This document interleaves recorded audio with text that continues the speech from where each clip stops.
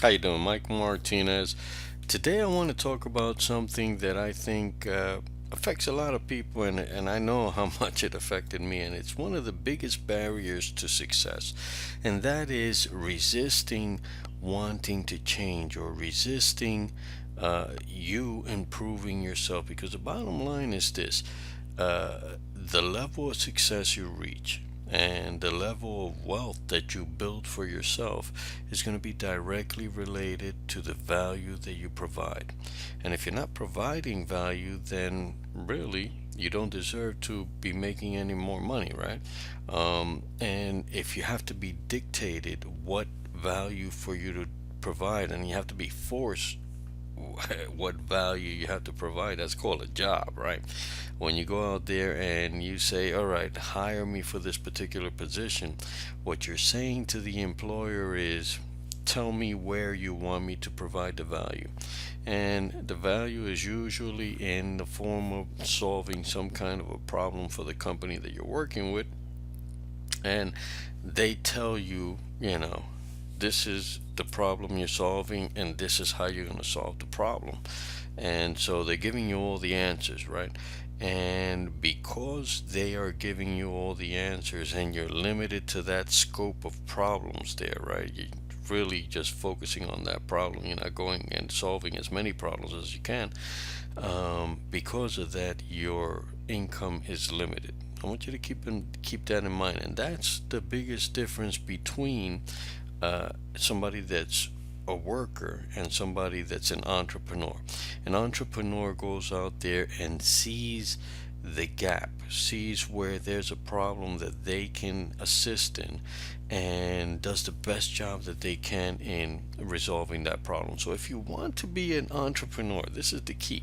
If you want to be an entrepreneur, then you have to figure out where is the problem and what can I do to help solve that problem. What can I do to assist people in solving the problem for themselves? And when you do that, what you're going to find is that a lot of times you're going to have to improve yourself. That's one of the biggest keys, and that's one of the biggest things that people resist. Now, you may consciously or unconsciously not notice that that you are resisting the your personal improvement. But the bottom line is, if you don't improve, then and you're not bringing anything of value to the marketplace, then you really don't deserve any more money than what you're getting, right? I mean, what's money? Money is an exchange for value, right? You buy an orange, you give the guy $1 or 50 cents or whatever it is that you're paying for the orange, but it's an exchange. He's giving you the value of the orange for the value of your money. Now, if you want that number to be higher, then the value that you provide has to be higher, right? Simple formula, right? But the thing is, and here's what happens to a lot of entrepreneurs that are looking to do this online. First of all, a lot of people have the employee mentality. Tell me what the problem is, and then tell me how to solve the problem, and I'll do it.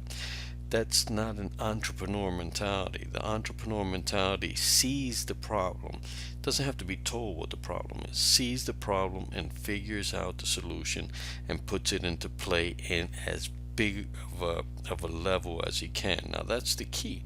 If you solve a problem and that problem affects one person, that's the value that you're bringing out, right? So you're going to get paid at the same level, at the level of that one problem that you're solving. But if you're solving problems for more people, so in other words, if you can find a problem that's a problem that affects a mass of people, and you're going out there and you're solving that for a mass of people, then the money multiplies to that level, right? So that's basically what I want to tell you. And here's the problem. The problem is that most people go and they jump from problem to or from company to company, right? And they don't go anywhere. So, yeah, you see the nice video, you see the company presentation, you see the product that's being offered, and you say, hey, that's a beautiful product, that's a great service, I can make money with that. And then you jump in, and what happens? You're not making money with it. You're getting, you feel like you're stifled there, right? Now, here's what I want to tell you. Is the problem the company? You go in and you decide this is a great product, this is a great service, and I'm going to go out there and make some money, but you don't make money, so you give it up for the next beautiful program that comes out, the next shiny object, and you jump into that one and you don't make money. So you go and you jump into the next one and you don't make money. Now, here's what I'm going to tell you. If there is anybody, just one, if there's anybody making money in any one of those programs, then that means you could make money.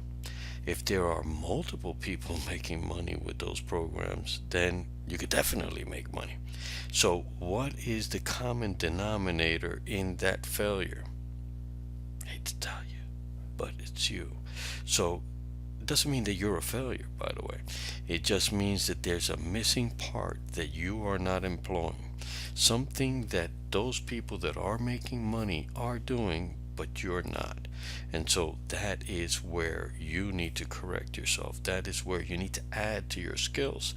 So, again, instead of just spinning around, spinning around, spinning around, and not getting anywhere, what you need to do is figure out, where am I missing? What is that person doing that I'm not doing?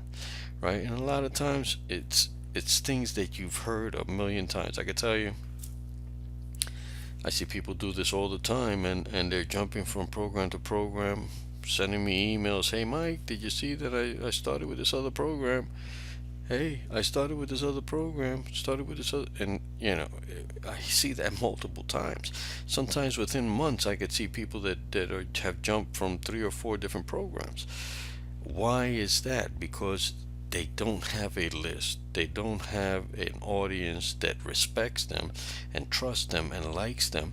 And so they have to go and try to cold market, right? Just go out there in the cold and try to get people to join with them, and that doesn't work. If you're spinning your wheels, that may be something you want to seriously consider. So the bottom line is, you need to find a way to educate yourself. You need to find a way to get better. You need to find a way to say, hey, you know what? Maybe if I just change this one thing, right? Here's a great question.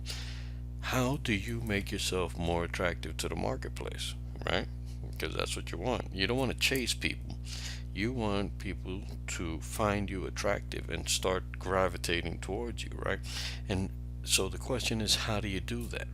And I could tell you one of the answers is not by jumping from program to program, because people see that you're undecided. People see that you can't make one of those programs work. People see that, you were toting the benefits of this one program, and 3 weeks later you're toting the benefits of this other program, right? So you want to be able to fix your mind on something, and you want to be able to constantly build on your leadership skills, build on your attractive skills. You want to be able to attract as many people as you can. And nobody's going to attract everybody, but if you are honest and you're vibrating with a certain element of success that people can see, people can feel that vibration coming from you, then the people are going to come, right? The right people, the people that are in sync with you, are going to come. And that's what you want, right? You want to start doing that. Now, what does that mean in your particular case? I don't know. I wish I knew the answer, right? I know what it is in my case, and I know what I'm attempting to work on. But you have to figure out, is it your communication skills? Is it your marketing skills? Is it your presentation skills? I don't know. Those are things that you have to do. But don't be afraid of analyzing yourself and making the improvements, because otherwise you're just going to be spinning the wheel, Einstein said it best, right? The definition of insanity is doing the same thing but expecting a different result. All right? So you join a program, oh yeah, this is the great weight loss program.